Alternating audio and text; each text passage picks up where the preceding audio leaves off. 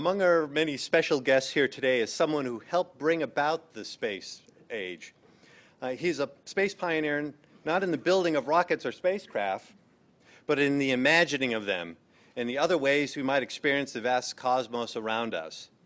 About the same time that JPL was coming into being many years ago, just a few miles away here in Los Angeles, this pioneer was in the process of becoming one of our nation's most gifted writers. He's one of those writers whose writing has changed the way people think. He has more than 500 published works exemplifying the American imagination at its most creative. His best-known works, The Martian Chronicles, The Illustrated Man, Fahrenheit 451, and Something Wicked This Way Comes, are masterpieces. He is one of the truly classic authors of our time. Please join me in welcoming Ray Bradbury.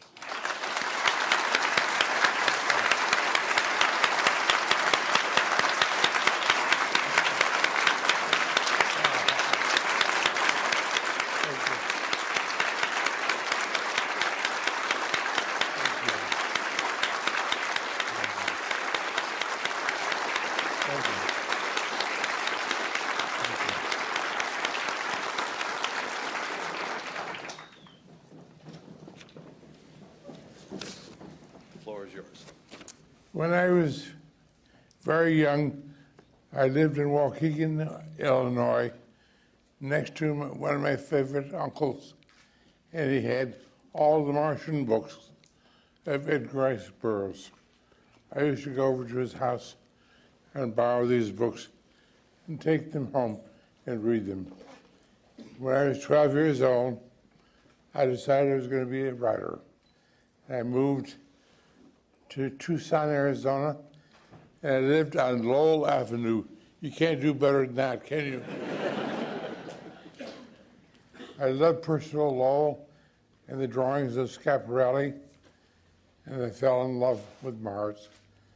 I read a book, The Gods of Mars, by Edgar Rice Burroughs, and it needed a sequel, but I didn't have the money to buy the sequel. So when I was 12 years old, I wrote the sequel to The Gods of Mars. That's the very first thing that I wrote about landing on Mars and saving Dejah Thoris, the wife of John Carter. So that you see, my life has been spent on Mars from the very first. And when I was in my teens and when I was 30 years old, I published The Martian Chronicles. And Aldous Huxley, the great English writer, called me to his house one day for tea when I was 30 years old. And he said, "Mr. Bradbury, do you know what you've done? Do you know what you are?" I said, "What am I?" He said, "You're a poet. You're a poet. You've written about Mars. But it's poetry. For God's sake, this book is going to be around forever." And to have Aldous Huxley, the writer of Brave New Worlds, say this to me, I couldn't believe it. Because I didn't realize all during my 30s I was writing about the future so completely. I was so madly in love with Mars. So many years later, I came out to Jet Propulsion Lab when we had the first landing, and in March of 1971, and I stayed up all night watching the screen, waiting for the films to come on, projecting our first images of Mars. And I noticed a man standing behind me. I was afraid to speak to him at first, but I finally did. It was Werner von Braun. Werner von Braun is the two halves of the destiny of man. He is the living metaphor of the dark and the light. He's the man that invented the V-2 rocket that destroyed London and killed people, but he's also the man that helped invent the rocket to take us to the moon and to take us to Mars. So I called him over, and he signed an envelope for me, and I have it here. And he spoke well of me and the influence of my book on his being an inventor of the rocket. So he was there all night with me, the night of our first landing on Mars. In the early morning, the first images began to come through to us of the planet Mars. And at noon, the ABC TV people put me on TV to interview me about this landing. And Roy Neal, the announcer, said to me, "Mr. Bradbury, how does it feel that we've landed on Mars and there are no cities there and there are no Martians?" I said, "You are ridiculous. The cities don't count. It's the Martians that count.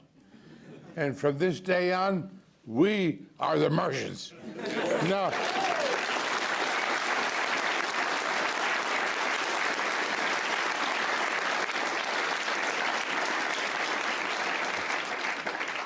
So I said, "Shut up and get the hell out of here."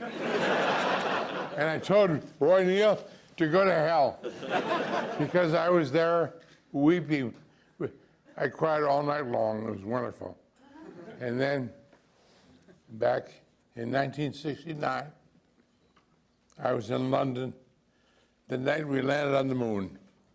And David Frost asked me to come over to his show to be interviewed on TV, to be seen by millions of people, to celebrate the landing on the moon.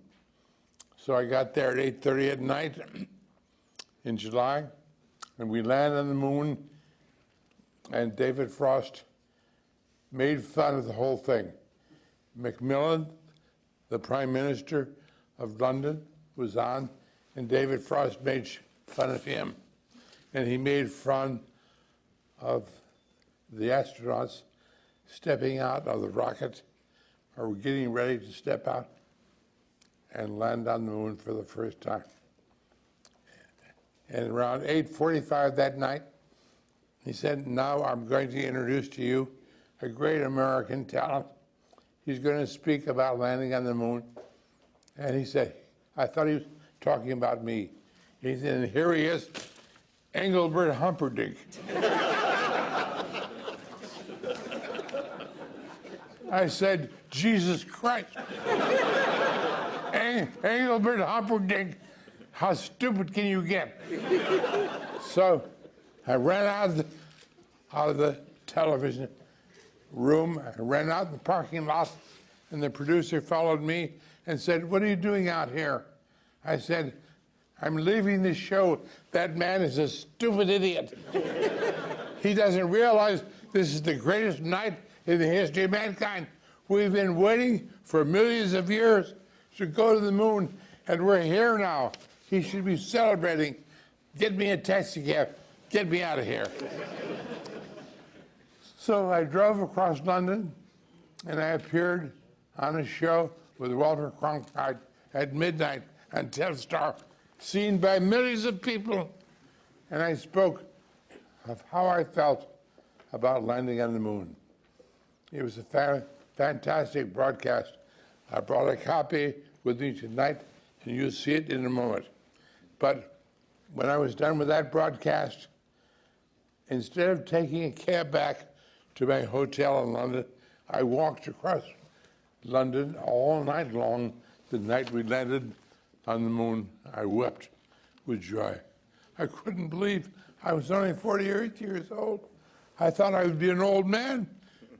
I thought I'd be 80 or 90 when we landed on the moon. Here I am, only 48. I couldn't believe it. It was wonderful.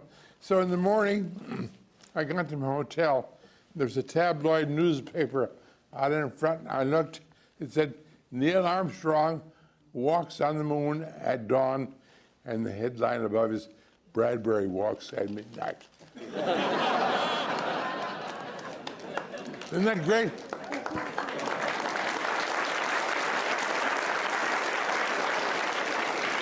That's it. You're done? One more minute? Now they'll do the right. No? You got like a minute? What? You got a minute more? Yeah. Okay. Okay, thank you.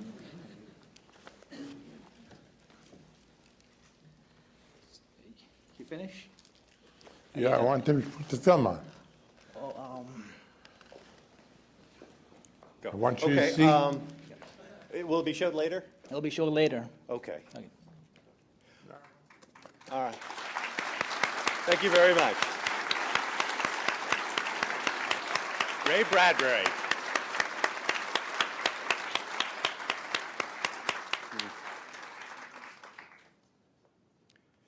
Our keynote speaker today is an Emmy Award-winning 26-year broadcast news veteran who successfully melded a talent for telling complex stories in accessible terms with a lifelong passion for aviation, space, technology, and the environment. Working for nearly 17 years as a correspondent, anchor, and producer at CNN in Atlanta and New York, he has focused the leading edge of research and development.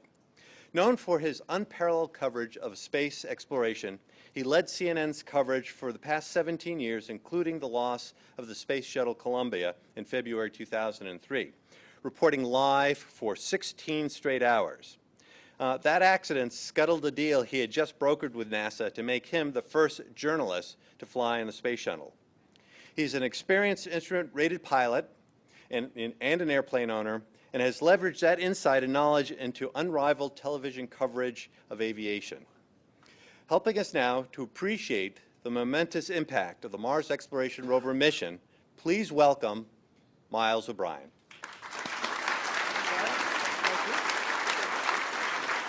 Great to be here. How are you all?